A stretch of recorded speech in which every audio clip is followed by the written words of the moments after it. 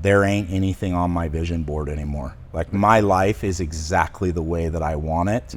I have built the exact life that I want. It's pretty cool. And so when you ask me where I'm going to be in 5 to 10 years, man, I hope I'm in the exact same place. I mean, I hope I make more money, but what does that even mean? You know, I hope that my marriage is better, but like, man, my life is so dope right now. I just hope it stays that way.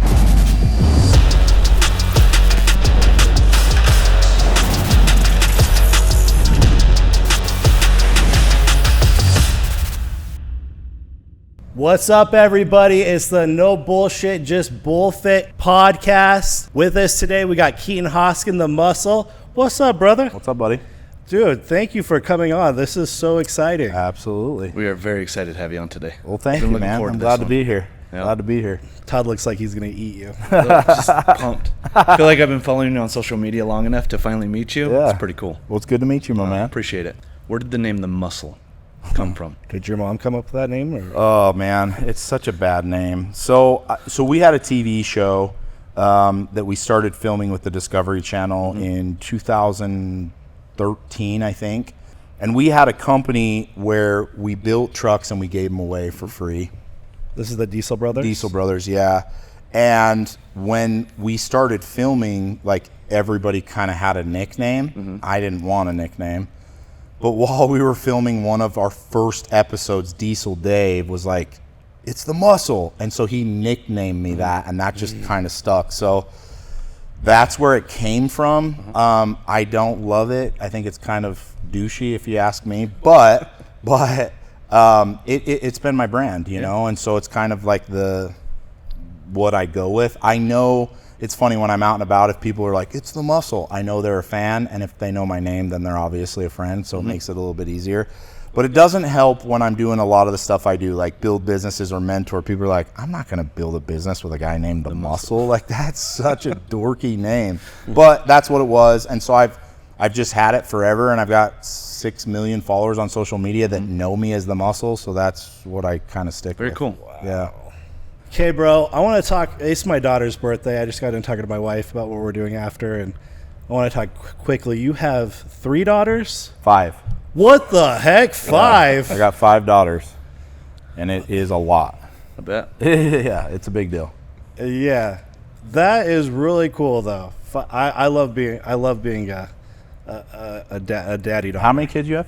I got 2. You got 2, boy and girl? No, both girls. Oh, both girls. You got kids? I got 3. What do you got? Oldest girl, 2 boys. All right. Yep. You're not even married. Not even married. All right. Not yet. Not yet. Yeah. On his way. On his way. Yeah. So, Keaton, let me ask you, being a father, what are a couple key things that you're teaching your daughters right now that you believe? I actually just had this conversation with somebody. I do a lot of mentoring, and it's kind of like all over the place when we have conversations. And one of the meetings I was with a guy, like filthy rich. And I think the reason that he came to me it wasn't to make more money, it's because he's a shitty dad. Like, and he knows it. He spent all of his time making all of his money, hasn't been a good husband, hasn't been a good father. And I asked him, I said, what is it that you lack, right? And he was like, I have literally just given my kids everything, and it's turned them into monsters. They don't have a real idea of life. And I told him, I said, this is going to sound really hard for you, but a good parent is someone who will sacrifice their kids to the world to allow them to become what the world needs. And if you really think about that, you have a choice as a parent to either give your kids everything, protect them, supply everything, take care of every issue, and that builds them to be worthless. Like, they don't learn how to do anything. And a lot of really well-to-do people do that. That's why you see a lot of rich kids that are shitbags, right? But if you can learn, and for me, I've had to learn to have like some type of a balance of, I want to provide a good life for you. It's why I'm working so hard. But I also want for you to understand what it takes to get and be whatever it is that you want, right? So I have to be willing to put you into uncomfortable situations. I have to let you flounder. I have to let you hurt, which I think is a weird thing to say for some parents. Like, you got to let your kids hurt, because through pain, suffering, and discomfort, they learn. And if you really want them to become something, they got to learn. They have to. And when I was talking with this guy, I was like, dude, the problem is that you have created these little monsters that don't have any real idea of what the world is. So they don't give a shit about you as a dad or about people in general, because you've always run to their aid. If you want to be a better dad, you got to step back and you got to allow your kids to be uncomfortable, in pain, like allow them to learn. And then you're not pissed off when they're 19, 20, 21 years old and they have nothing to provide for the world, nothing, because they have no idea what the real world is. So for me, I tell people this a lot, especially if you're well-to-do, you have to fabricate that type of pain and discomfort so that they can learn, right? How do you fabricate it? So one of the things that I do, I tell my kids, hey, at 18, I'm done. Like, I'm not paying for college. I'm not going to pay for my kids' college. I'm not paying for a house. I'm not paying for any of your shit. You need to understand, I will prepare you. I will teach you. I will take care of you. But when you turn 18, you are on your own. And if that means that you got to go live on the street, you got to go live with 15 roommates, you're going to have to get into hard shit because you're going to have to learn. And I'm not going to do that. Oh, that's super So smart. that's how I fabricate it. I just let them know, like, hey, you're going to have to learn how to deal with hard shit. And most people in today's society don't know how to deal with hard shit because their parents have micromanaged the shit out of them. Their parents have taken care of everything. And then they get into this like, oh, I'm 22 years old and I want to be an art major and I don't want to do anything and I don't want to provide any value. Why doesn't the world want me? Why don't they pay me? Hey, mom and dad, can you pay my rent? Can you take my car and take care of it? Can you do this? Can you do that? And it's like, dude, do you want kids that are kids the rest of their lives, or do you want to create an adult to the world who actually gives value to the world? And for me, dude, I want to be a good dad. I love the shit out of my kids, but I'm hard as shit on my Dude, that's kids. not easy to do, though. No, I want to it's give not. my girls like whatever all the time. Yeah. But Are your girls, are they doing some type of entrepreneurship right now? Yeah, actually, it's really cool. So my oldest daughter, she's 12. She started a business, about a year ago. I didn't help her. I didn't tell her anything. Like, she just showed up. One of the most proud moments of my life. She said, hey, Dad, I got back to school tonight. I want you to come and see the project I've been working on. Didn't tell me anything. And I show up at the school, and all these kids have like these stupid-ass projects, whatever. And she has this whole booth set up, and it's a business, and she's making bracelets, and she's selling the bracelets, right? And I was like, that's really cool. So you started your own business. She had 2 employees, 2 kids her age that worked for her that made the She bracelets. giving them commission or something? No, she was giving them an hourly wage. Salary. Like legit. great. And, Yeah, salary works no best. joke. I had her come out to one of my events, and she was like, hey, Dad, I want to get a booth. I want to do the whole thing, right? Like, that's people pay for booths at my event. And after the event, she's like, Dad, I made $6,000 today. And I was like, oh man, that is dope. Because the cool thing is like that preps her to never ever want to work for somebody. Sure. Because she's like, why would I go work for 20 bucks an hour when I can build a business that when I was 12, I made $6,000 in a day? So I do stuff like that, and again, it's not through what I say, it's what I do, which I think for a lot of people, if you want to really be a good parent, you got to understand that. Stop fucking telling your kids what to do. Show them what to do, like through your actions. You could literally be silent and teach your kids without any words, and I think she's seen that. She sees me build business after business after business, entrepreneur, teach people how to build businesses, and she's like, that's what I'm going to do. I want to build a business. I want to make money. So cool. How old is she? She's 12. What? Oh, fantastic, yeah, yes. dude, you just said that. That's crazy. That is. 12 years old. I was boondoggling at 12. And I was an idiot when I was 12. I definitely was not building a business when I was 12. right? So That's where killer. did this mindset come from? This desire to build these businesses, to create, to grow, to progress, to provide? So when I was growing up, my father was like hard on us about college degree, 9 to 5, 401k. Like he was, that's the safe route. That's what you have to do. And he was always telling us like, safe route, go to college, get your degree, do that whole thing. It never really sat well with me, but it's all that I knew because it's all that he taught. And then my dad ended up getting really sick. And when I was 21, he ended up passing away. And the last few years of his life, and he was very well to do in the 9 to 5, right? He was a CEO of a big government contracting company, making good money, but dude, they threw him to the garbage. Like when he got sick, they were like, yeah, we don't want you anymore. So everything that he had taught up to that point in my life was like, oh, it's total bullshit. You were always telling me about safety and how to be, you know, smart and pick the safe route, and then your route ended up being the worst route you could have picked, because when you die, we don't have any more money, you know. Sure. And after he passed away, I remember, like, I was like, I'm definitely not doing that. I'm gonna either sink on my own ship or nothing. Like, I'm not selling on somebody else's ship. What was your first venture? I had a few small businesses when I was younger, but my first legitimate business was, I was 21.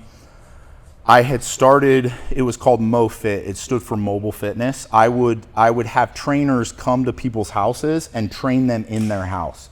Like, the demographic of people that go to gyms is pretty small, because people feel really uncomfortable in gyms. Yeah. Especially really heavy people.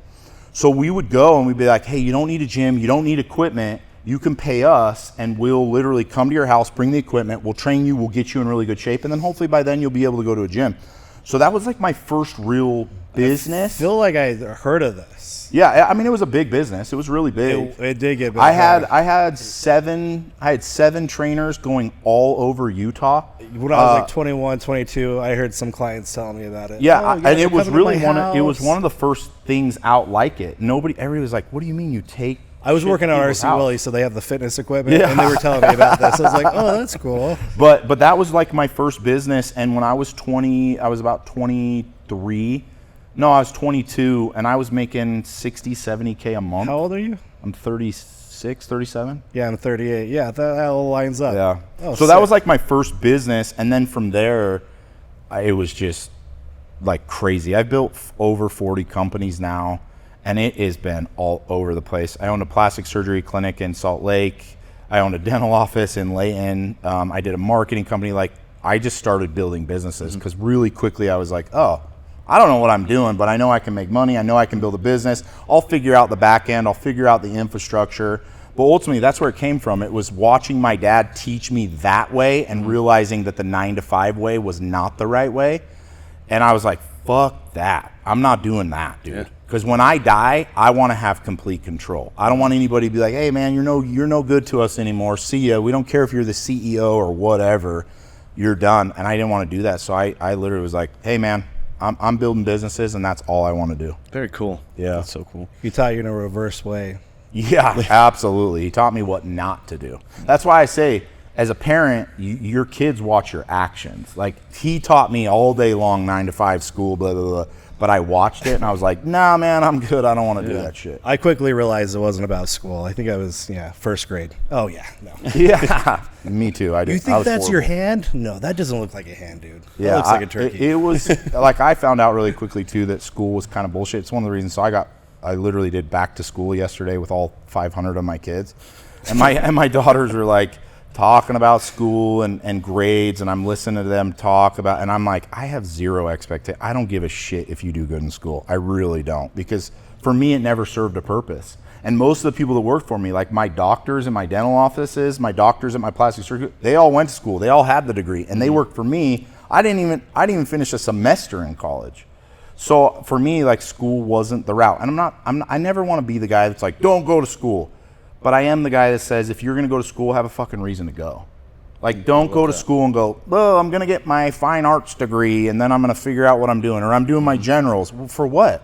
Go start a business with the money you're going to spend in school, and you'll make more money. And that's ultimately what I teach now. Very cool. Yeah. So with everything you built and all the companies, what's been the biggest decision you've ever had to make in that?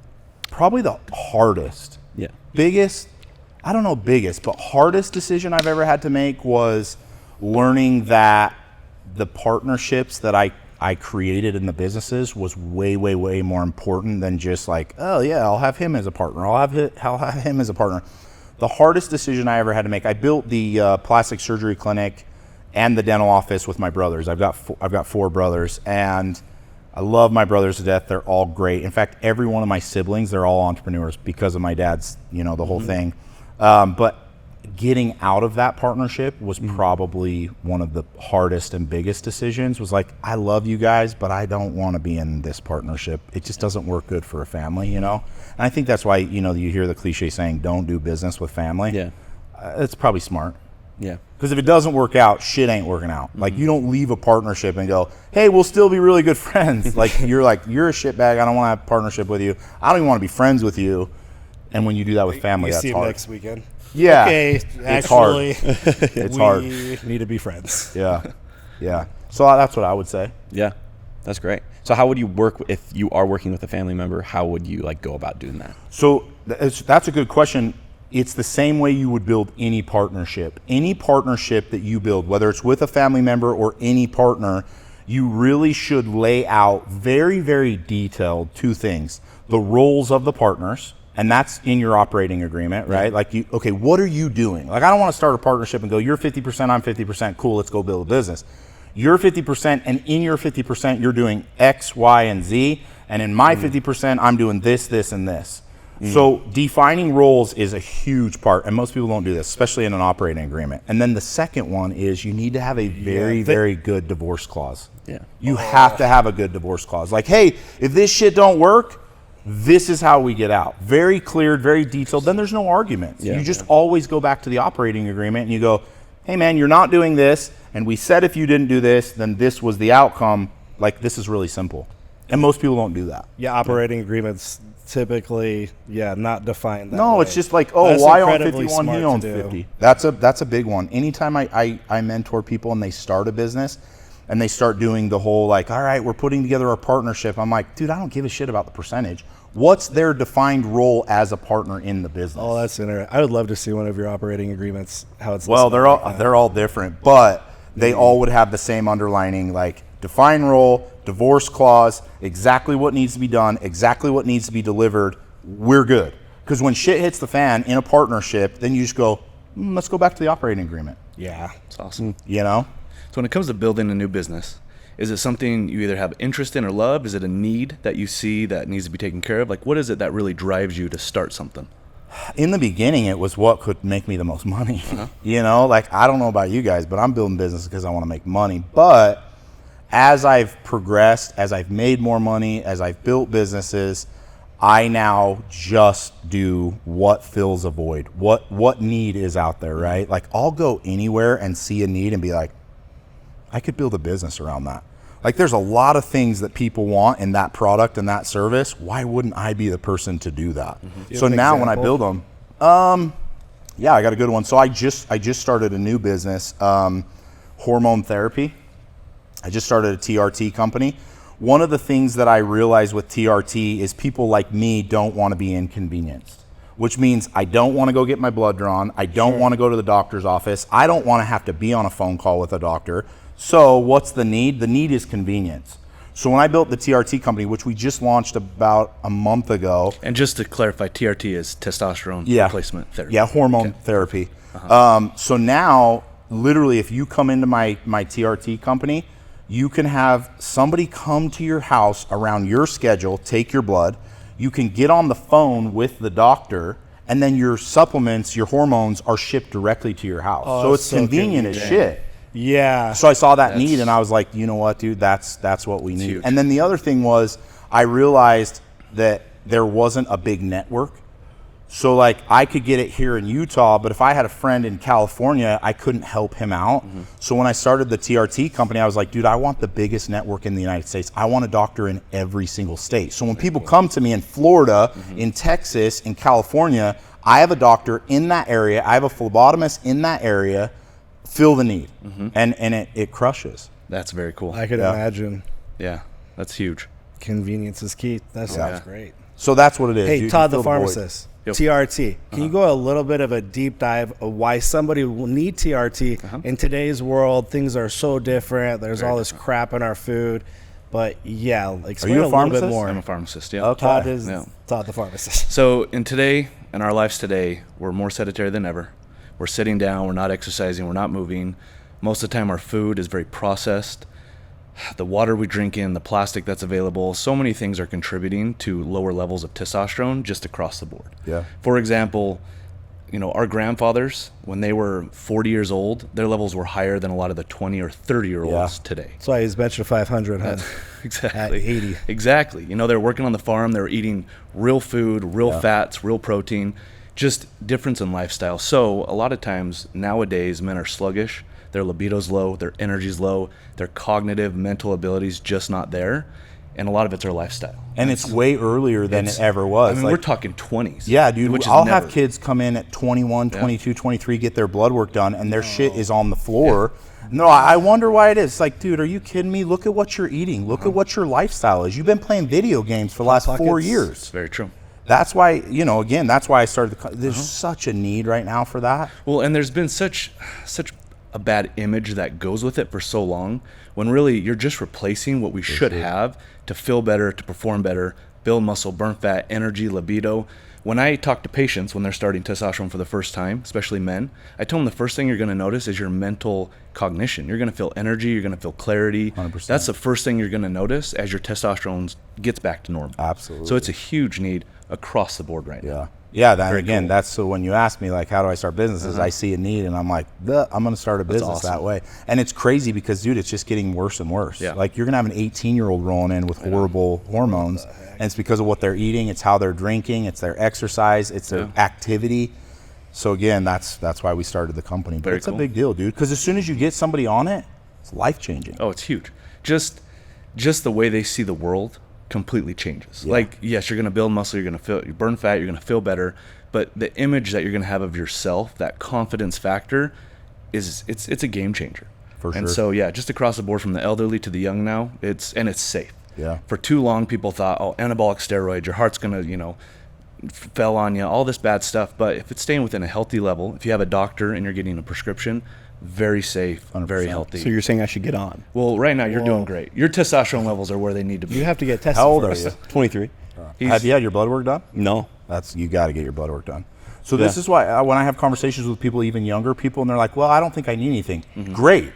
But if you have your blood work done now, you know what your baseline is. So when you turn 30, you go back to your blood work at 23 and you go, I know where I should be. Now I'm out of range. I need to get back there. Gotcha. The biggest thing you could do is find your metric of, okay, dude, I feel good right now. Perfect. You're young, you're healthy, you're eating, you're lifting, you're doing all these things. Yeah, but bro, when you're 35 and you go in for the first time to get your blood work, the doctor's gonna be like, man, you're low, but I don't really know what you should be. Should operate. Yeah. So doing that now for you would be valuable because you probably don't need anything, but you now know what your baseline is. Gotcha. That makes sense. And even just on a regular basis, so you can see trends. Every once in a while you're gonna have a peak, you're gonna have a trough. But if you're noticing healthy trends, that's what's important. Or if you start to notice a downward trend, it's like, okay, now we need to do something to correct it. Yeah. And without the baseline, it's really hard. That's why a lot of times when they get blood work, it's like, it's going to take the doctor 3 to 6 months to figure out where you really should be, because they might put you too high. They may not get you high enough. But if you have your baseline now, you go, hey, man, this is where I was when I felt my best at 23 years old. I want to be back to there. It's easy for the doctor to go, okay, cool. And one of the scary things that a lot of people don't know, when you get your blood work done, the doctor's going to say, well, you're normal. They are continuing to lower the normal, especially on testosterone in men. Yeah. Normal today is not what the normal was 25 years ago. But because so many people are low, they're just changing the definition of normal. Gotcha. And so having that baseline, it's brilliant. Yeah, you go all the way back and you're like, I don't give a shit what you think is normal. This was normal for me before I was taking any hormones. This is the replacement level I want to be at. Put me there. Love it. So I would, dude. I'd get your blood work. Yeah, that'd be cool. Yeah, it can cause depression if it's too low. Absolutely. That's what I noticed personally. Is I was really depressed. I got my blood work done. They're like, oh yeah, congratulations, you're a female. I was like, oh, okay, well, guess there must be reasons why I'm so depressed and kind of fat right now, And I was actually kind of really fat. We had a baby moon in Hawaii, and the iPhone pulled up like, look at this time, remember this memory? And I look at this memory, I'm like, oh, my wife accidentally got some fat Mexican in this picture in Hawaii looking over the ocean. And I zoom in. I'm like, oh, that's a shitty back tramp stamp tattoo. I'm like, oh my God, that's my shitty tramp stamp tattoo. And I'm like, dude, okay, enough's enough. Yeah, dude. And I went in, there's like, you were at 200. It's pretty low, That's right? That's extremely low. All I was doing was working all the time, just working on the computer, taking calls, selling people, and mortgages, and I was just chained in my chair for like a whole year. Yeah. Well, dude, and the thing is like everybody that hears TRT or hormone therapy, they think it's just fat or muscle gain, but you're right. Depression, anxiety, like all of the things that make your brain go up and down is tied to your hormones. I was scared. Yeah. I was always scared. Like just scared in general of That's everything. anxious, dude. That's one of those things. And you give somebody stuff and maybe they don't change that much, but their brain starts working again. You're like, dude, this is why you should be on therapy. It's 100% why.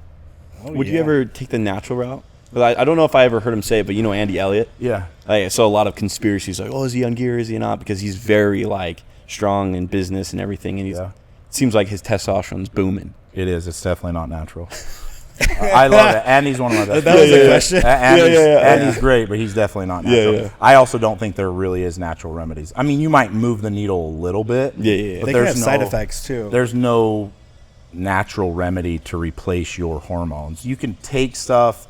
I mean, I will tell you this, like you could take a fat, out of shape person who's sedentary all their life, get them eating healthy, get them drinking water, and get them lifting. It is going to go up naturally. Like your body goes, oh shit, we need to start producing this stuff. So that works, and that may be the only way, but that's still not going to replenish you to where it should be. Gotcha. And to take it one step deeper, the nerdy aspect of it, when you have a lot of adipose tissue on your body, a lot of fat cells, you have a large amount of an enzyme called aromatase. It's the aromatase enzyme, and it actually takes your testosterone, converts it into estrogen. So as you lose that fat, you're actually getting rid of those enzymes, which is converting that testosterone. So you can naturally lower your estrogen while at the same time boosting your testosterone by getting rid of those fat cells. Yeah. Gotcha. Yeah. So like in the natural, that's going to be probably the most effective natural way, because your body will just naturally get rid of those enzymes. You're going to get a little boost in testosterone. Yeah, get your fat ass in shape and watch naturally how your testosterone starts getting up. I know it's true. there are natural things. I get in the ice bath and I'm booming. Like you For just sure, feel like you for take sure. on like flying helicopters. Yeah. Like tell me like if you're flying a helicopter, you're like I can. Oh yeah, but that's more adrenaline than I think anything. But you're right. Like things like sauna, ice bath. I mean, dude, all the health stuff. Yeah. When you start doing those, it naturally changes your body's chemistry. Like you want to change your mind, you have to change your physiology. Yeah. And that's really the truth. And again, like you could take the worst human being, 400 pounds overweight, give them nothing, and go, hey, bro, you got to start eating healthy. You got to start drinking. And if you start working out, I promise you're going to feel better. Your hormones are going to get better, but you are still going to have them. You're just going to have to get them replenished. Yeah. Because even back in the day, you're talking about guys that had good diets that were always working. Like naturally, our body does lose those things. Yep. So once you hit 30, it's 1 to 2% a year. Yeah. It's just the natural decline in testosterone. That's just the way life is for 1 to 2%. About 1 to 2% a year. What's that? A year, 1 to 2% a year. Yeah. So when you turn 30, about 1 to 2% decline per year in total testosterone. Yeah.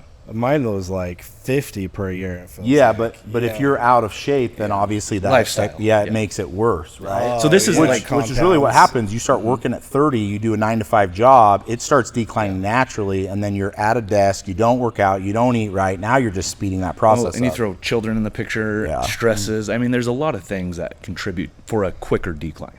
Yeah, 100%. So I have a question. I know you're really into helicopters. So what got you into that? So I live my life according to, if it scares me, I have to force myself to do it. Oh, wow. That's cool. Like no matter what it is. Like, so I speak a lot now. I speak on big stages and I get to speak at all kinds of events. Isn't that the most terrifying thing is public speaking? That's the Is that number number one one? biggest fear. Yeah. And of course I had that fear. So same thing. I'm like, I have to start speaking, but helicopters. I just saw you 2 weeks ago and I did not notice you were scared at all. Yeah. Well, now I'm not because I do it a lot, but like for helicopters, so I have a fear of heights. I don't like to be up in the air. I used to hate flying in a plane. Like I would have to get belligerently drunk to get on a plane because I just couldn't get myself on there and like keep it together. So I went up in a helicopter with one of my buddies and it scared the dog shit out of me, but he gave me the controls and I was like, oh, well, my fear kind of went away when I took the controls. Oh, wow. And I was like, I got to do this. Like, I want to do this. Anybody who's ever flown, not in, but actually flown a helicopter, like you get this itch And I got it. And from then on out, I was like, I got to own one. I got to fly one. I got to be in one. I want to travel in one. And there is nothing in the world like flying a helicopter. There's nothing. Like, you could fly a jet, not the same. You could drive a dope car, not the same. You could make all the money in the world and buy the coolest shit, not the same as flying a helicopter. It is a very, very different experience. It's cool. My first helicopter I bought in Florida, and I had to fly back from Florida. It was like a 3-day, like, it was a long flight. But it was dope because I was 100 feet off of the deck. I saw all of America at 100 feet off the deck, and that's when I was like, dude, I love this. 100 feet? You can saw all of America? Well, he's as I traveled. Immaculate vision. No, as I traveled through America, I saw it all 100 feet off the deck. So you're just up there, and you're like, oh, that's America. No. Saw the edges. No.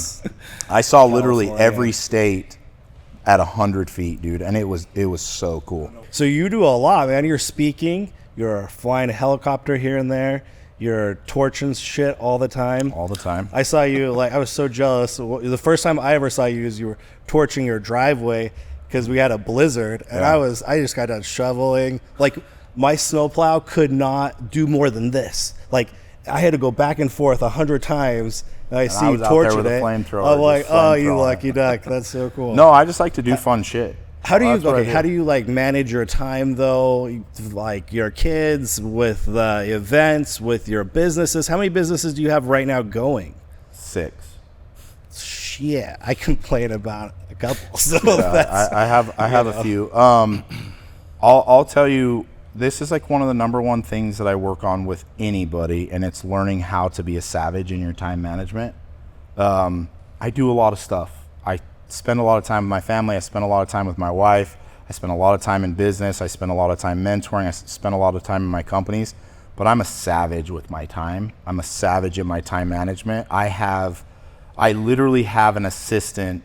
Her full-time job is to text me every 30 minutes, my next 30 minutes. No way. So from the time I wake up at 6 in the morning till the time I'm usually done by 7 or 8 o'clock at night, every 30 minutes, it's like, hey, this is your next appointment. This is what you have. I'm really, really selfish with my time because my management of my time is how I get shit done. Mm-hmm. So, like, time management is 100% the most crucial thing that you could do, and I'm a savage with it. And I think I piss off a lot of people because they're like, hey man, do you want to go to lunch? Do you want to do this? I'm like, no, I don't have time for that shit. No offense, but that's not in what I'm trying to accomplish today, so I just don't have time for it. It's the only way that I'm able to get as much done as I'm able to get done. Your assistant, is this her full-time job, or does she do other things for you? That's all she does? Yeah, like 30 minutes before I showed up here, she texted me and said, hey, you got a podcast at BullFit. Yeah, dude. Okay, what time do you usually wake up? So I usually get up at 6:30.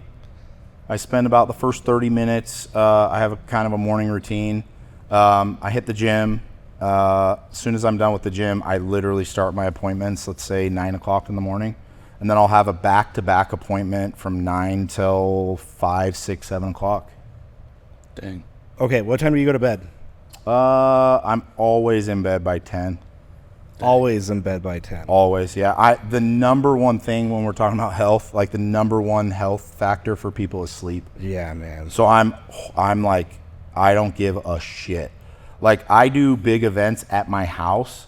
In fact, I did a really big event at my house a few months ago where I had Ludacris, Donald Trump Jr., like all these big names.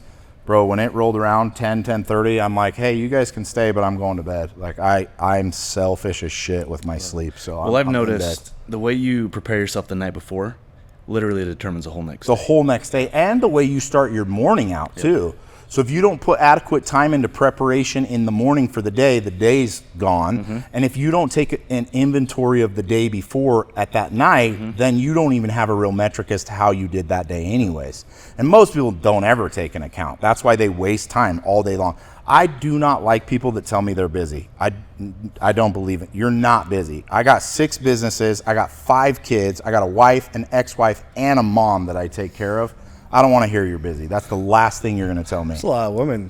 It's a lot of women, dude. And I got to take care of all of them. But you come to me and, oh, man, I'm so busy. Really, what'd you do? You worked 40 hours this week? Cool, bro. You got another 112 hours in the week. What the fuck did you do with that? 112. Yeah, there's 168 hours in a week, right? Yeah. You take out 8 hours of sleeping, you're down to 112. You do a 40-hour work week. And if we're being real, 40 to 50 hours of work is a shit ton of work, right? That takes you down to 60, 65 hours. So after sleep and work full time, you're telling me you got 65 hours and you're too busy? Sure. I love it. Love it. That's a machine. Okay, do you have time off though? You got to have like a day that you're like, hey, no way. So Sunday is usually my I relax. Well, what do you do on a Sunday? I'll go to church. I'll spend time with my family. I'll take a nap. I like to cook. I'll cook. I'll usually prep also Sunday for the next week, whatever that is, right? Like my schedule will be out. What do I need to do? Study, prepare, whatever. Like if I'm speaking at an event or something like that. Sunday's more of a relaxed day, but every other day is machine. Yeah. Do you work with the social media team or? No, I do all my own crew? social media. I don't trust anybody enough to do it, and I make millions of dollars a year from my social media, so I don't put that on to somebody else. And I really like it. I like finding algorithms. I like following it. I like seeing how things work, what things change, what analytics need to happen, what metrics need to happen to grow it, to make money from it. It really is a job, but it's a fun hobby for me, so I follow it really That closely. makes sense. Hey, dude, tell me about your workout routine. You get to the gym, or do you work out at home at about 6:30? No, I go to a gym. So I've owned 2 gyms, and when I started making good money, I was always like, I'm going to build a home gym. I'm going to have a home gym. I need to leave my work is at my house.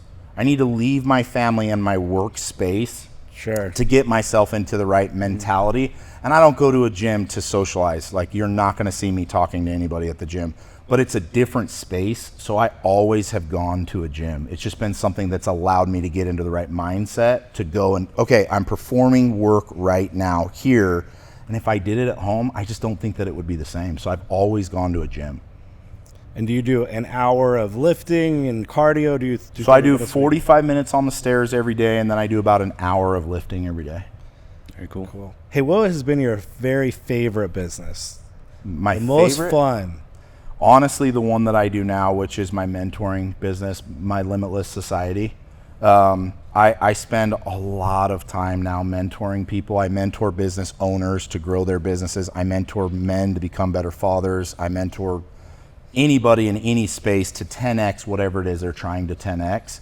And it's grown like crazy. We have tons of members in Limitless Society. I have tons of people that I get to mentor. But the reason it's my favorite is because it's the first time that I feel like it's something I'm doing that I'm not just chasing money. I have a real purpose. I get to see people change their lives. I get to see fathers become better fathers. I get to see mothers become better mothers. I get to see poor people become rich as fuck, which is dope. and it's, okay, give me an example, please, of a person that was having a hard time at life and, really wasn't making anything and became rich as fuck. Well, I'll give you an example. There's a guy here in the room with us right now. So Chris just had his first $1 million month last month, right? Congratulations. Million in his pocket. And he came from the military. He was making 50 grand a year in the military. That's just one example. I have hundreds of those. Jeez. And dude, it's so cool. What's so fun for me is to take any human being and any perspective in any part of their life and go, dude, I can help you 10x your life. I can help you make more money. I can help you get in better shape. I can help you become a better leader. I can help you become a better father. Just listen to what I have to say and just fucking put it into your life. I promise. How did you get that passion to really because you have to be so certain with yourself. You can't waver at all. How do you do that? What is your drivers throughout the day to make you like that? 'Cause you're not a normal person. No. I, all the way back when my father passed away, it was almost like it clicked that I just wanted to become obsessed with progression. That's what I'm obsessed with, is progression and health. You need somebody above water to make you realize that you don't have to be a fish. You need somebody who's built a boat that will get your ass out of the water. and everybody's just barely treading above Or a helicopter. water. Yeah, or a helicopter. That makes it much easier. But you need somebody who has built their own boat that can help you on to build your own boat. Oh, that's sick. Who built the boat for you? Do you have any like Probably his mentors? dad. You know, I have this conversation a lot because everybody's like, well, you're a mentor. Who was your mentor? I didn't have one. Yeah. I never had one. And I tell people all the time, dude, I would probably be a billionaire today if I would have, when I was your age, said, I don't know what the hell I'm doing, dude. I need somebody to show me how to do it. Yeah. And paid somebody to show me what I now know 15 years later. It's like, dude, I could have learned all this shit in 15 months. Yeah. So for me, it's because I didn't have those things that I'm so passionate now about giving those things to people. Because again, I was so stupid. I built probably 10 companies by the time I was 28. Yeah. And they all did decently well. But man, they would have been so much better if I would have had a mentor. Like, I would have made so much more money. I would have been such a much more successful human in everything if I would have had that. That's why I'm so adamant. When people come to me now, the number one piece of advice that I say to people is, you should spend your first $100,000 on personal development. Like, I don't care where you're at. You're 21, you're 30, you're 40. You should spend your first $100,000 in personal development, because when you become that person makes a shit ton more success. They just do.